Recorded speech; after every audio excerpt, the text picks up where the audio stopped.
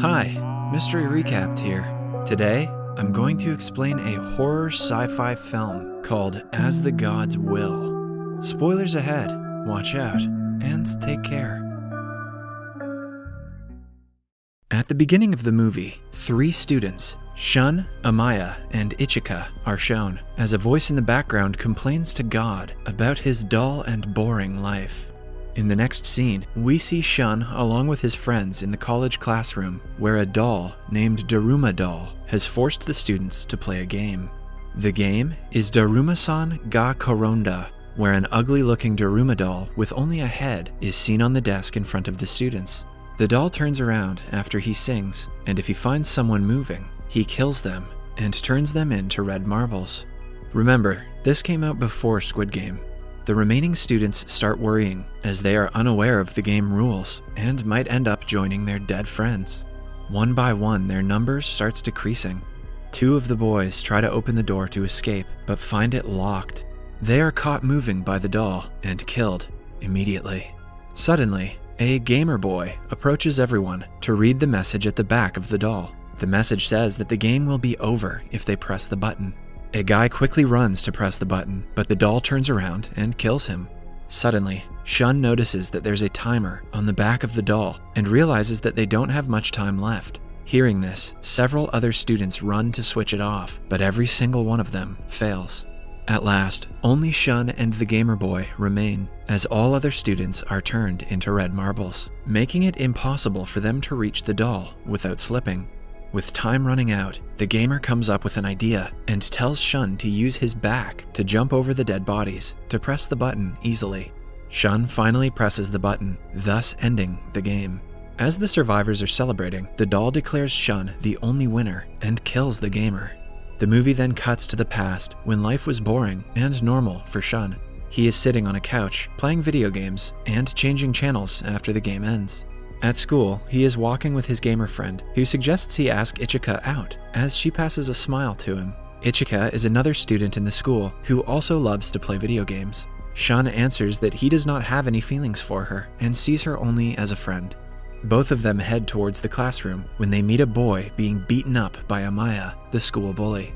Inside the classroom, Shun falls asleep and a loud sound wakes him up. Just then, his teacher's head explodes, and the Daruma doll appears.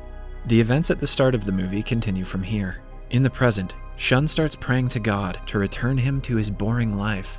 The Daruma doll calls Shun a mouse and tells him that a cat is coming for him very soon. Meanwhile, Ichika Akimoto approaches Shun's classroom and is horrified after seeing its condition. Shun asks her if she knows what's happening, but she says that she's as confused as he is. They try to call the police, but find no signal. They then try to flee the school, but all the exits and doors are locked. The duo then run from the scene towards the basketball court, where they are surprised to see some students in mice costumes who survived the Daruma doll. They look at the floor and find the words "fit the cat's bell" for it to end. The school president then orders them to wear the mice costumes. Just then, the floor of the court opens up, and a gigantic plastic cat appears from beneath. The big cat starts gobbling the students one by one, which sends everyone into a state of panic. Shun notices the ball-like bell with a timer on it. He quickly informs everyone that in order to end the game, the bell must be passed through the basket placed on the cat's neck.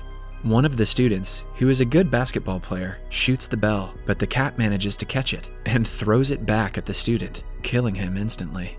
Shun seems to be a genius and quickly notices that the cat is killing only those who are wearing the mice costume. He then suggests everyone remove the costume, to which everyone complies. For a while, the cat remains idle, but as the students start celebrating, the cat devours another one. The students start screaming and running again, and Ichika falls on the floor amidst the chaos. Shun immediately gets into the mouse costume and starts to distract the cat. He realizes that by wearing the costume, one can hear the voice of the cat. All this time, the poor cat was just requesting them to scratch its back so that it could sleep quietly. That's just like a cat, using violence to ask for pats. Shun quickly gets on its back and starts scratching it. He then tells the others to join him, and the cat finally falls asleep. Now that the cat is asleep, Shun grabs the bell and proceeds to throw it over the hoop. The other students, however, stop him, as they think only the one who scores the bell will be the winner. Ultimately, they all start quarreling with each other. As they are fighting, the cat wakes up and starts attacking the students again. Shun comes up with a plan once again. He takes Ichika inside and conceals the bell in a regular basketball to deceive the cat. As they throw the ball and are ready to celebrate, the bell bounces on the ring, but suddenly, Amaya arrives in the nick of time and heroically scores the shot, thus ending the game. The cat then declares that only Shun, Ichika, and Amaya can live. Shun asks about the fate of the losers, but before he gets an answer, Amaya kills the remaining students. Amaya then says that only the strongest will survive, which is God's will. Amaya approaches Shun and tells him that both of them are alike, as they have what it takes to survive. Ichika, on the other hand, disagrees and says that Shun is kinder, stronger, and smarter than Amaya. On hearing this, Amaya is infuriated and tries to attack her, but the cat sprays a gas from its mouth and knocks them all out. In the next scene, a news channel is seen reporting about the incidents happening around the schools as a terrorist attack. Another news report shows large cubes hovering above the cities and mentions the defense and the police departments are yet to find any entrance into the cube despite various attempts. The media also reveals that the survivors of the incident are God's children, as they are able to survive such a tough situation. Some media and interviewers, along with the professor from a university, are seen mentioning the incident as the alien invasion of human existence. Next, we see a homeless person repairing a damaged radio just by touching it. Later, Shun wakes up in one of the cubes. Among the other survivors, he finds Takumi, his childhood friend, along with a shy and timid girl, Tiara, and an arrogant but intelligent student, Teoka. Shun is disappointed to be finding himself playing the death game again. He tries to escape, but finds all the doors locked. Teoka then informs him that the only way to escape the room is by winning. He also brags that his intelligence will lead him to victory. Through a screen, they are informed that they have to find the keys to escape. Just then, 4 wooden dolls enter the room. They introduce themselves and the rules of the game. They say that each of the participants will be blindfolded and the dolls will circle them, singing songs. When the song stops, the participant will have to guess which of the 4 floating Kokeshi wooden dolls is behind them within 10 seconds. Failing to guess correctly would result in their death. However, if the Kokeshi dolls lose, one of them will explode, releasing an answer key that will open the doors and allow the survivors to go to the next level. The confident Teoka goes first, and Tiara second. Both of them fail to answer and are ultimately killed. The dolls then approach Takumi next, but Shun insists on going first. With the help of his intelligence, he wins the game, as he was able to note the difference in their voices with the help of his phone. He then reveals that he had recorded their voices when Tiara was playing. After the game ends, the dolls explode, leaving behind a key which Shun grabs. He then leaves the room, along with Takumi. Outside, they see a guy being chased by an ugly-looking doll. The guy approaches them and asks them to hold his hand to save his life. He mentions that the dolls can't hurt those holding hands. They decide to help him out, and the doll leaves, saying that he is jealous of those whose friendship is strong. Shun looks at the pendant Takumi is wearing and goes into a flashback. There, Takumi is ready to commit suicide from a rooftop when she notices Shun smashing cups and glasses onto a wall to release his anger. Shun then offers Takumi to do the same, and she starts breaking the crockery, which makes her feel better. At present, she is wearing the same cup handle that Shun had offered her. Suddenly, they hear a girl's voice screaming from the other side. They run towards the scream and find Ichika running away from the same dreadful doll. Shun jumps to hold her hand immediately and saves her. Soon after, a wall erodes and reveals a doll's face with 7 of the key entries. Shun and his group reach the place where 2 contestants are already waiting. They count their keys, but find that 3 of them are still missing.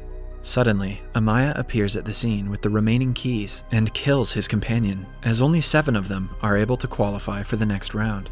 When all of the 7 locks are unlocked, the doll face announces them as the winners, and it erodes backward into the wall, making a passage-like structure. Then, a voice directs them to follow the passage by wearing the costumes provided. Here, it is revealed that all the games are telecasted all over the country. Next, the group finds themselves inside a frozen room. A large polar bear enters and introduces himself. He mentions that he hates liars and black-hearted people. In the game, the contestants just have to do one thing: speak the truth. Failing to do so will result in their death. The game begins when he asks everyone about their favorite food. After they reply, the bear suspects someone of lying. The bear gives the participants 2 minutes to present the liar. At first, they defend their answers, but later all point towards the guy who answered parsley. The bear then instantly stomps him to death. Well, that's what happens when your favorite food is parsley. For the second question, the bear asks if they like Shun. All of them who know Shun, including Takumi, answer yes, and the others who don't know him answer no. The bear still believes that one of them is lying to him, and again suggests the remaining participants name the liar. All of the participants answer Takumi as the liar, as Shun and Takumi were out of contact for a long time. Despite Shun's best attempts to save Takumi, she gets killed. Devastated by the loss of his friend, Shun screams that the liar and traitor among them is none other than the white bear himself. It turns out to be true, and the bear sheds his white color and reveals his original color to be black. As all the lies are caught, the game officially ends, and the survivors are taken to the last game. The remaining 5 participants are taken to a temple. After the door opens, 3 wooden dolls welcome them and also congratulate them for making it this far. The 3 of the dolls introduce themselves as Fitness, Intelligence, and Imagination. They reveal the last game name as Kick the Can for it to end. One of the participants will be the demon, and the rest will be the victims. Until the demon places the can on the designated place, the victims will get their time to hide. The demon will then have to find all the victims. He will have to name them after seeing their faces, after which he can imprison them inside the cells. In this way, if he imprisons them all and kicks the can, he will be the winner. However, if a victim manages to kick the can, the other victims will be considered the winner, and the demon will lose. But the victim who kicks the can will die as the can explodes. Then, the 5 take turns picking sticks, with the red stick going to the demon. Amaya obtains the red stick. He quickly places the can on the ground and starts searching for the others. 2 of the students are quickly captured. Ichika then sacrifices herself in order to distract Amaya while Shun escapes. After imprisoning Ichika, Amaya screams that he doesn't need to find Shun to win the game. And despite Ichika's advice to hide, Shun comes out wearing an armored suit with which he is hiding his face. Shun then tells Amaya that it is impossible for him to get caught as his face is covered up. Amaya finds this ridiculous, and he quickly takes off Shun's helmet. As Amaya proceeds to kick the can and end the game, he realizes that Shun has attached an iron chain to him. Shun then jumps into the water and starts dragging Amaya with him. As Amaya struggles to pull Shun out of the water, he sees that Shun has removed the armor and is slowly proceeding towards the can. Suddenly, Amaya manages to break free and runs towards the can, but Shun kicks it first before him. They prepare for the explosion, but nothing happens. The game is finally over, and the dolls declare everyone winners, except Amaya. They also reveal that the explosion was just a lie, to make the game even more interesting. An enraged Amaya then grabs one of the dolls and says that he isn't supposed to die, as he was chosen by God. The dolls start laughing and reveal that no one was supposed to die. The winners are then congratulated with fireworks in the sky. The dolls also provide some ice cream to celebrate their success. While eating the ice cream, Shun finally asks Ichika for a movie date and also expresses his feelings for her. Ichika happily agrees, but when their ice creams melt, they see something written on the sticks. The dolls then reveal that despite making it this far, they need luck to live. Amaya and Shun notice the words "You live" on their sticks, while the other 3, including Ichika, find the words "You die." A doll then kills the losers, as Shun watches in horror while Ichika disappears into thin air. Shun and Amaya finally emerge from the cube, where they are cheered by a large crowd. They are calling them God's children. Amaya rejoices, but Shun bends down in despair, declaring there is no God after all of his losses. One of the dolls corrects him, saying that God does exist. The movie ends as the same homeless man from before is revealed to be God. Subscribe for more videos like this, turn on notifications, and leave a like to help the channel out. Thank you for watching.